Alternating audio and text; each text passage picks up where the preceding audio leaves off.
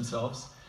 And that question is, if you all work in very different regions, topics, if you look back over the last 10 years, what is something that stands out for you? What's something that you have learned since the Cape Town Open Education Declaration? And we'll start with you, Sanjay.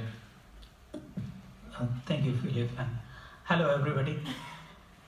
I'm Sanjaya Mishra, Education Specialist e-learning at the Commonwealth of Learning, and I'm sure most of you know about the organization. We work with governments and educational institutions to promote OER and technology-mediated education, teaching and learning, largely in broader spectrum of open education. We help institutions and government to develop policies, build capacities, create content, and foster collaboration in line with promoting education for sustainable development.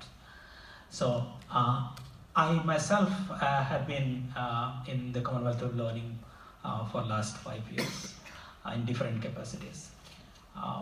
But some of my views are going to be very personal as a disclaimer. It may not be necessarily that of my organization.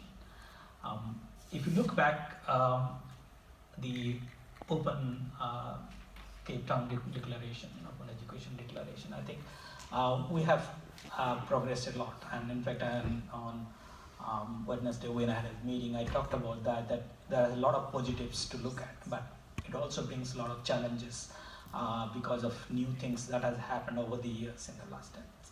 Just to highlight a few things, I would talk about how some of the key things that the declaration talked about in terms of policies. In terms of OER policies, you will see that there is some increase in OER policies at national level and mostly in institutional level. The policies at institutional level are increasing in rapid speed in that sense. But awareness of OER is not up to speed in that extent. More so because of turnover in educational institutions that happen, and there are a large number of educational institutions if you look at a global scale. And from a Commonwealth perspective, I see that itself as a challenge working in 52 countries. We also see the kind of barriers to OER, why it is not happening are quite different in different regions. At some point it's access to technology and infrastructure, at other place it's not having an appropriate business model or more copyright concern or quality as a matter of concern, and different types of things are inhibiting that progress, and those are the challenges we actually need to look at. Overall, I think that it's a milestone and we are all inspired. I was not there, but I have been inspired by this whole process.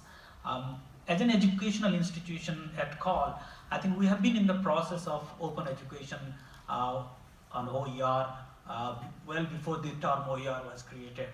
And in fact, the first sharing of content that was developed and shared without an open license was in the African region, and it started in Africa for teacher education at primary level, and several institutions from Africa actually contributed to those processes. So it's a long way to go. We have large number of the number of content has increased dramatically.